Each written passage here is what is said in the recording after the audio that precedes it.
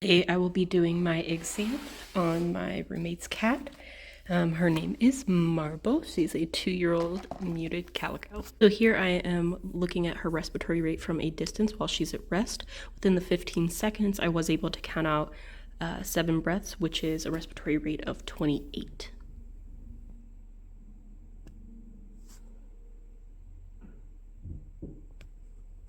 Typically, when getting a respiratory rate, we would like them to be sleeping like in this clip here. However, when comparing the respiratory rates from both the previous clip and this clip, they are the same. I've already evaluated her from a distance, and she has been kind of a quiet alert.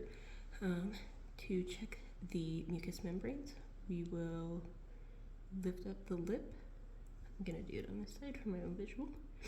It is a light pink in color, and when checking our capillary refill time, it is less than 2.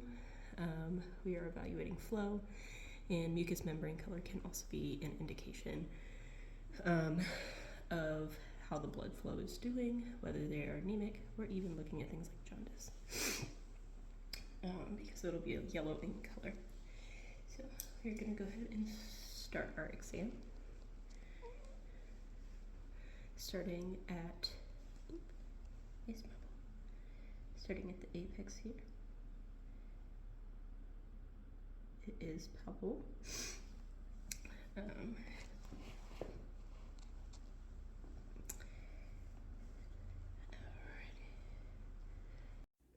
So at this point, I am auscultating where the pulmonary vein would be on the left side, kind of towards the armpit here.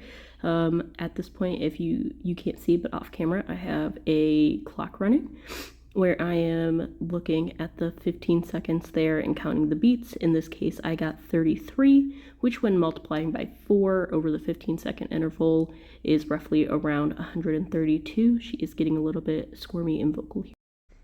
So here I am just looking and alternating to now the valve for the aorta as well as the mitral valve, and eventually I will be switching over to the right side of the heart where I will be auscultating for the tricuspid. In all 4 locations, I did not hear any murmurs or any abnormalities based on what I was able to auscultate. She was a little bit squirmy here and a little bit vocal. However, I was able to still hear the heart rate and these heart sounds necessary for the cardiac exam.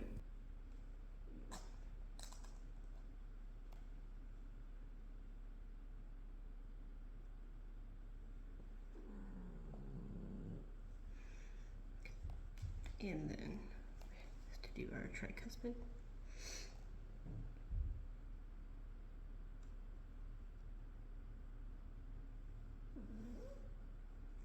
Our jugular pulsations are going to be here.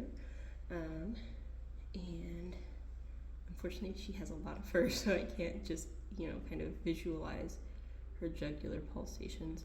However, you are able to feel them on either side here. Okay, so I had a little bit of trouble hearing or auscultating her lung sounds because she is purring. So I'm going to see. I did dip my fingers a little bit of ham to see if we can get her to temporarily stop purring enough for me to be able to auscultate her lungs.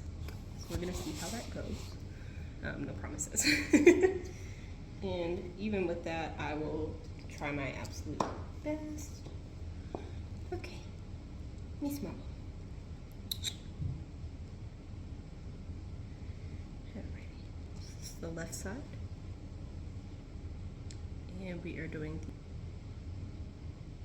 her ventral caudal, I apologize.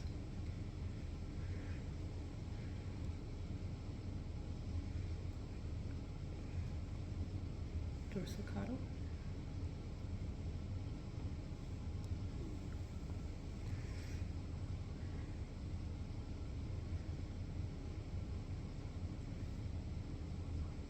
Dorsal cranial.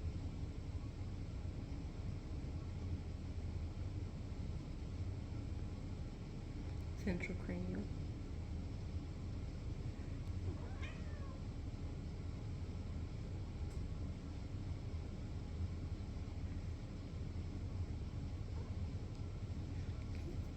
I'm gonna now do the left side.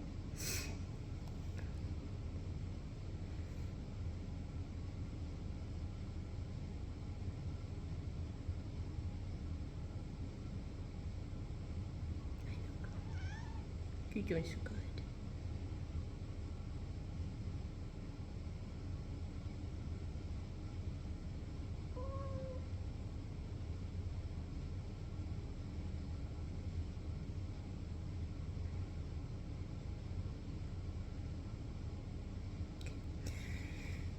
And in this case, no lung sounds or crackling or wheezing are heard. In this case, I did hear her meow a few times. So we are going to go ahead and treat her for being such an amazing patient. We did have a few struggles in terms of just trying to keep her still. I ended up having to cut my fingers in honey ham in order to get her to stop purring temporarily, just so I can hear her and have her hear her in terms of her lung sounds, which again, I didn't hear any wheezing, any auscultation. She does have a little bit of crusting around her nose. That's pretty normal for her. You know, I don't hear any upper airway sounds either. So, thank you, and good day.